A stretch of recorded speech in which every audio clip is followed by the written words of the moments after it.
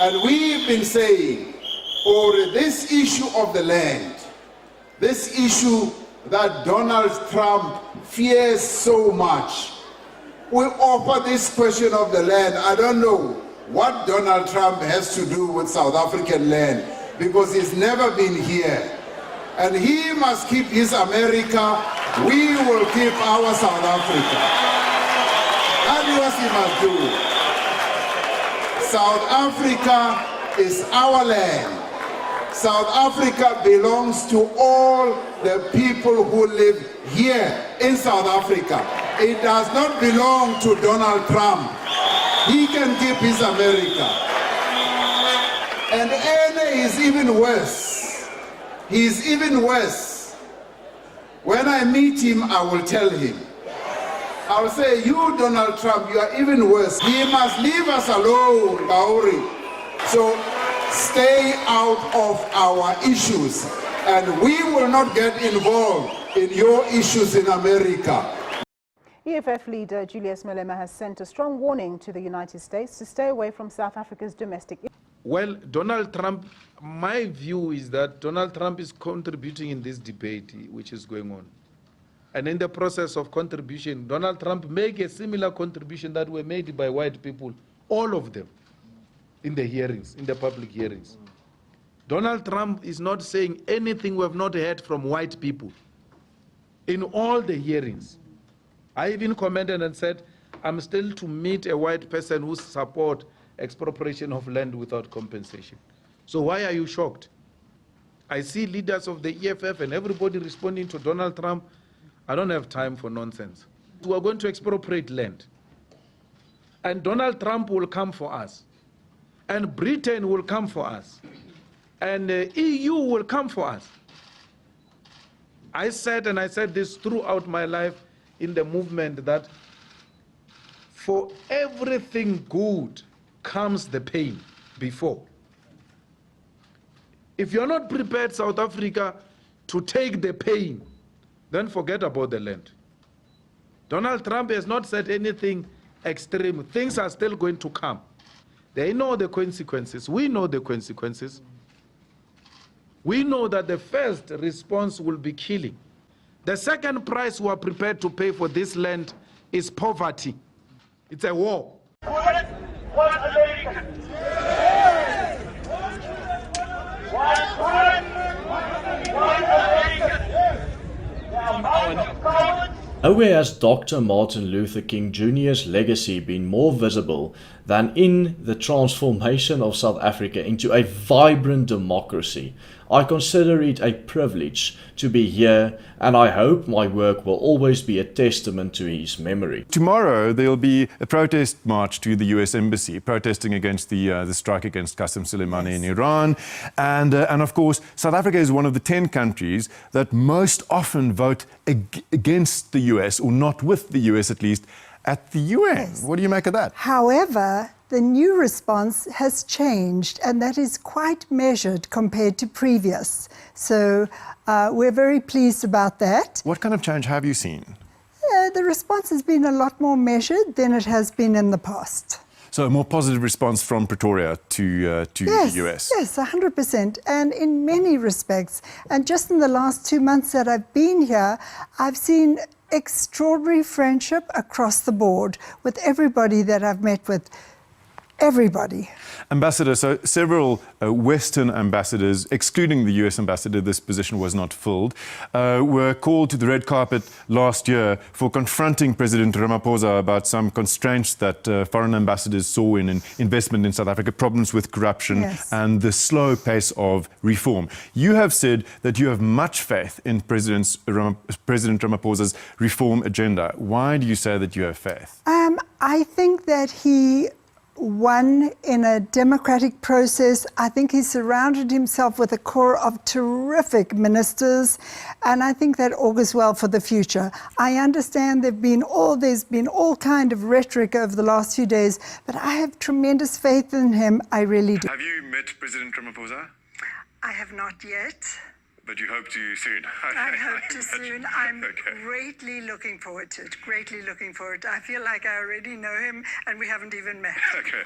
Ambassador, in August 2018, President Trump tweeted that he is very concerned about not only the possibility of what he called land grabs in South Africa, but also the murder of South African farmers. And he asked Secretary Mike Pompeo to investigate. We've been asked by some viewers to ask you tonight whether there's been any progress in that investigation. You know, farm murders are shocking and unacceptable. All murders in South Africa are shocking and unacceptable. All I can say is that the process is being dealt with in a very transparent manner, again, as are other matters, and so far so good. Lana Marks, why, tell me why, are you undermining your own president? Why are you undermining your boss?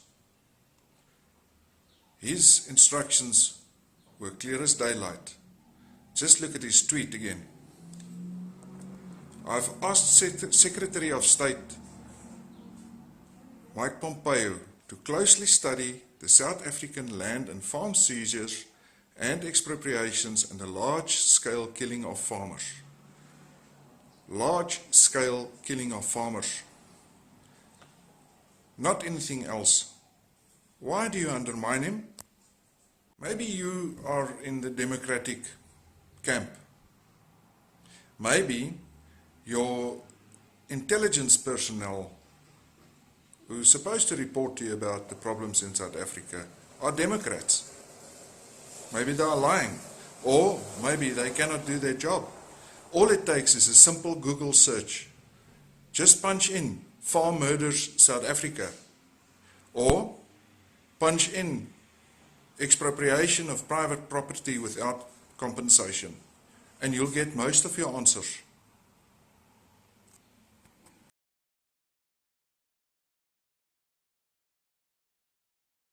We've been murdered for some time now, they are going to take the land as well. And I think that's very hard to conclude that there's not a racist motive. Shoot to kill!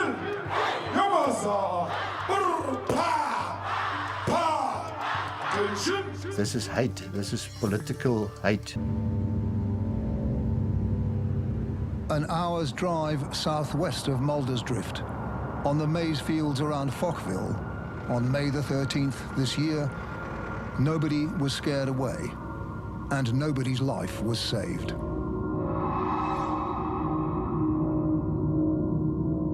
"78-year-old Fani Engelbrecht didn't have time to call for help. When Fani and his wife Colleen didn't show up for Mother's Day lunch, his son Johan strolled 300 meters up the track to his parents' house to investigate. When I came here, my dad's vehicle was standing here, like he was already back from church, nothing unusual. And I went into the house. As I entered into the hall here, there was a lot of blood lying on the floor here. And I immediately realized that something is wrong. This is the door that actually broke down to get to a study.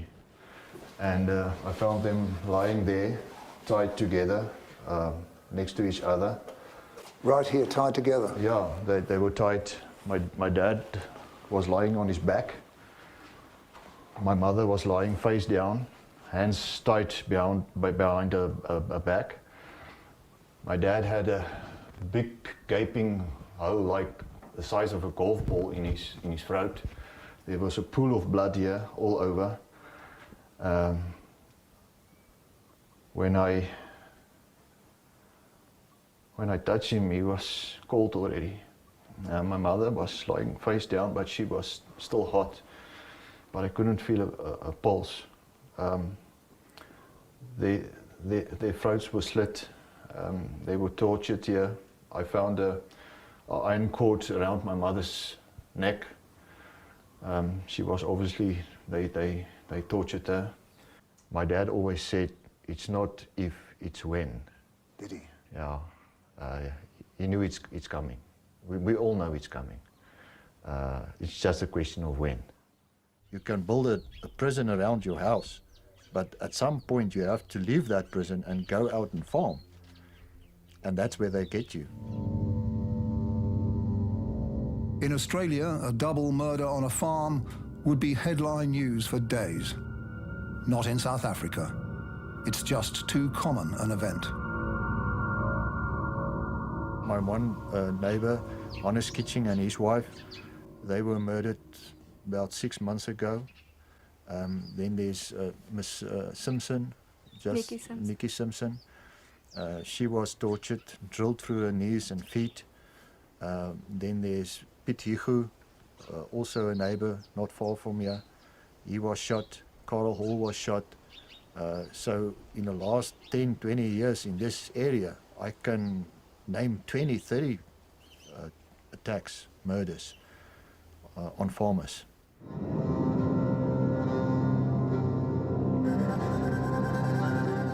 Plaasmoeder is Afrikaans for farm murders. On a hillside in Limpopo province, a private landowner has planted more than 2,000 crosses. Each one represents an individual murdered in a farm attack since 1994. 75 more crosses were added last year. There's enough evidence that racism plays a big role, and there's enough evidence that political influences play a big role. There are reported cases where the murderers themselves have said that they were influenced by politics in the committing of these crimes. And secondly, even more concerning than that, is the political climate in South Africa. At the end of almost every speech, he sings an old ANC war song, Kill the Boer, although that particular phrase has been banned as hate speech. Shoot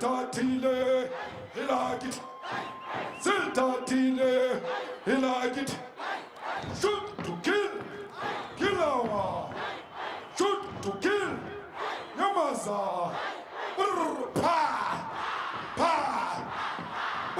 pa, pa, Kenshin.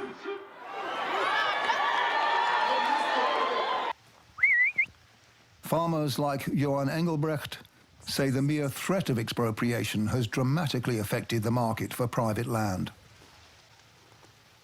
I mean, if you wanted to sell this farm now, would you get a good price for Nothing. It's zero. It's worth zero.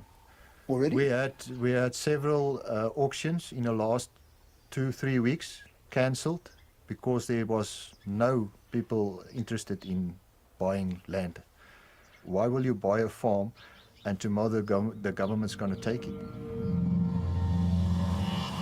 And who is going to buy a farm if living there endangers their lives? But the threat to farmers' lives is as great as ever. In the brief time we spent in South Africa, 7 people were murdered in farm attacks. Golden Ntika. He says he knows several gang members who've taken part in farm attacks. Most often those crimes, they don't just end up being clean crimes. They end up killing the person as well. Why? So past ideology of saying, no, the farmers took our land for free, and when they go there, they take out the anger on them. So you think there is a yeah, racial... There is that racial element in it as well. It's a thing of the past that was there, and is still continuing in a form of robberies. And when they go there, they take out the anger on them. So you think there is a racial... There is that racial element in it as well. It's a thing of the past that was there, and is still continuing in a form of robberies. And when they go there, they take out the anger on them. So you think there is a racial...